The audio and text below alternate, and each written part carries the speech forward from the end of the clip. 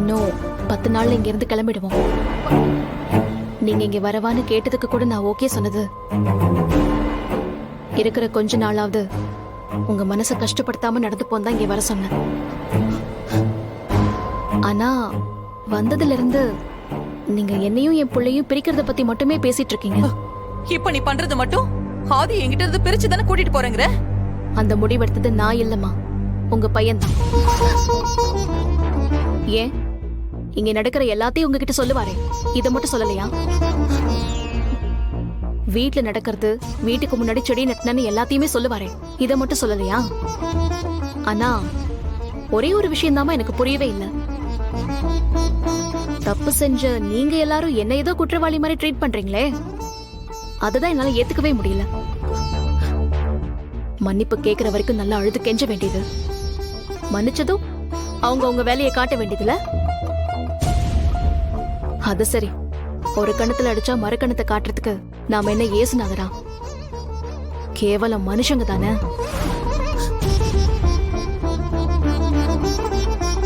எதுவா இருந்தாலும் ஆதி வந்ததுக்கு அப்புறம் பேசிக்கலாமா? நீங்க இப்ப தூங்குங்க.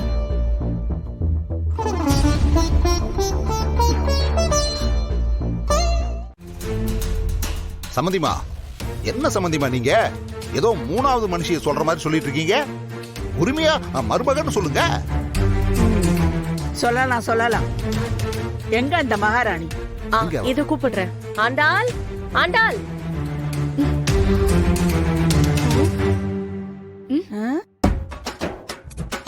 இவளையா என் மகா கட்டினா?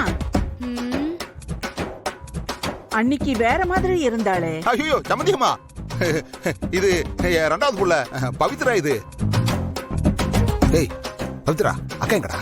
அக்கா தூங்கிட்டு இருக்காப்பா. நீ போய் எழுப்பி கூட்டிட்டு வா. பட்ட பகல் பல்ல காட்டுற வரைக்கும் தூங்குனா குடும்பம் உருப்பிட்ட மாதிரி தான். எதுக்கு எல்லாரும் இப்படி கத்திட்டு இருக்கீங்க? மனுஷன் நிம்மதியா தூங்க வேணாமா?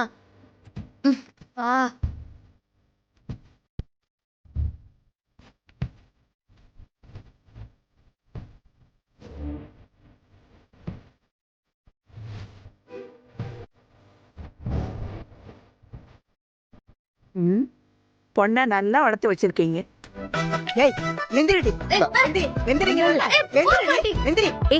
என்ன பிரச்சனை உனக்கு? ஆண்டாள், யார் வந்திருக்கா பாரு.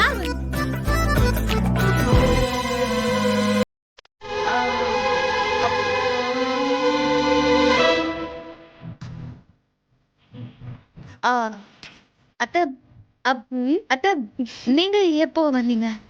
நான் காலையிலே எந்திரிச்சு குளிச்சு கிளம்பி 4-5 வேலையை பார்த்துட்டு வந்துட்டேன்.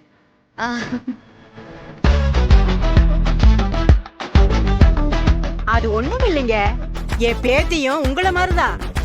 காலையில இவ எந்திரிச்சுதா சூரியனையே எழுப்பி விடுவா.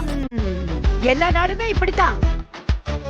இப்ப துணிக்கடை தொடக்கிற வேலை நடந்துட்டு இருக்குல்ல, ராத்திரிலாம் அங்க இருந்துட்டு இப்ப காலையில 4 மணிக்கு தான் வீட்டுக்கு வந்தா. அதான் தூங்கிட்டா. வந்த உடனே போலான்னு தான் நினைச்சேன். ஆனா இன்னும் 2 நாள் இங்கதான் இருக்க போறேன்.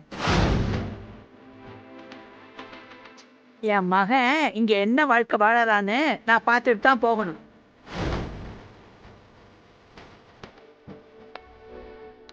இங்க இரு, என் வீட்டுக்கெல்லாம் மருமகளா வரணும்னா காலையில எந்திரிச்சு ஆம்பளைங்க வெளியே போறதுக்கு முன்னாடி குளிச்சு முடிச்சு சாமிக்கு விளக்கு போட்டு கந்தசஷ்டி கவசமோ இல்ல துர்கா மந்திரமோ பாடி முடிச்சு சமையல் வேலையெல்லாம் முடிச்சு வைக்கணும். வெளியே நின்று இருக்கீங்க? வீட்டுல நடக்கிறதெல்லாம் பார்த்தா நான் தெருவுல தான் வந்து நிக்கணும். ஏன் அப்படி சொல்றீங்க? என்னாச்சு? வேற என்னத்த சொல்ல சொல்றீங்க? அந்த பாரதி என்கிட்ட இருந்து என் மகனை பிரிக்கிறதுலயே குறியா இருக்கா. அப்படி இருக்கும்போது நான் வேற எப்படி பேச முடியும்? சாரதாமா, என்னாச்சு? அப்படி பாரதி என்ன சொல்லிவிட்டா? நேத்து நைட்டு தமிழை ஏதாவது ஒரு நல்ல கான்வென்ட்ல சேர்த்து விட்டுறலாம், அப்பதான் நாளைக்கு குழந்தை பிறக்கும் போது யாருக்கும் எந்த சங்கடமும் இல்லாம இருக்கும்னு சொன்னேன். சரியா தானே சொல்லிருக்கீங்க. ஆனா அது அவளுக்கு புரியலையே. இது அவ குடும்பமா, நான் தான் தேவையில்லாம எல்லாத்துலயும் தலையிடுறேனா? ஆதி வந்ததும் அவனை கூட்டிட்டு ஃபாரினுக்கு போயிடுவாளாம். அதுக்கப்புறம் இங்க வரவே மாட்டாளாம். ஒரே ஒரு பையனை பெத்து இவ கையில தூக்கி குடுக்கறதுக்கா நான் இவ்வளவு கஷ்டப்பட்டு வளர்த்தேன். அட என்னம்மா இது?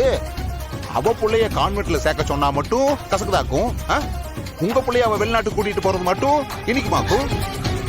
என்ன உங்களுக்கு ஒரு நியாயம், அவளுக்கு ஒரு நியாயமா? அவளை நான் சாதாரணமா எடை போட்டுட்டேன். மனசு முழுக்க விஷம். யோசிக்கிறது எல்லாமே தப்பு தப்பாவே யோசிக்கிறான். ச்சே. இவளுக்காகவா இத்தனை நாள் நான் அழுதுன்னு நினைச்சாலே எனக்கு அசிங்கமா இருக்கு. சாரதம்மா விடுங்க. உங்கள மாதிரி நல்லவங்களோட கண்ணீரு அவளையெல்லாம் சும்மா விடாது. நீங்களும் ஆதியும் அவளுக்கு கொடுத்துருக்கிற வாழ்க்கை சாதாரண வாழ்க்கையா? அதுக்கு கொஞ்சமாவது நன்றி விசுவாசமா இருக்க வேண்டாம்? நீங்க வேற. அவ வாழ்க்கையை கெடுத்ததே நான் தானே சொல்லிட்டு இருக்கான். சொல்லுவா. ஏன் சொல்ல மாட்டா? வேற எவனுக்கோ பிறந்த பிள்ளைக்கு உங்க அம்புட்டு சொத்தையும் எழுதி வச்சு உங்க பேர்ல இருந்த கம்பெனி அம்புட்டையும் அந்த தமிழ் பேர்ல எழுதி வச்சீங்க பாருங்க. அதுக்கு இதுவும் சொல்லுவா, இதுக்கு மேலையும் சொல்லுவா. என்ன பொறப்புனே தெரியலையே இது. அட இப்படி ஒருத்திக்கு எங்க வீட்ல இடம் கொடுத்து வச்சதை நினைச்சா எனக்கே எதையாவது எடுத்து அடிச்சுக்கணும் போல் இருக்கு. எனக்கும் இப்போ அப்படிதான் இருக்கு. என் புள்ள இவகிட்ட சந்தோஷமா இருக்கான்னு நினைச்சுதான் இத்தனை நாள் நான் எல்லாத்தையும் பண்ணிட்டு இருந்தேன். ஆனா இவ உள்ளுக்குள்ள அத்தனையும் வச்சுக்கிட்டு வெளியில காட்டிக்காம பழி வாங்கிட்டு இருக்கா. இல்ல தெரியாம தான் கேக்குறேன். அவ பழி வாங்குற அளவுக்கு அப்படி என்னத்தை செஞ்சு போட்டீங்க நீங்க? அவ புருஷன் வாசு செத்ததுக்கு நீங்களும் ஆதி தம்பி எப்படி காரணமாவீங்க? அவ அப்படித்தானே நினைச்சிட்டு இருக்கா. நினைப்பா. ஏன் நினைக்க மாட்டா? இவளை தேடி ஆதி தம்பி பின்னாடியே வந்துச்சு பாருங்க. அதான் ஆதி தம்பி பார்த்தா அவளுக்கு இலக்காரமா தெரியுது.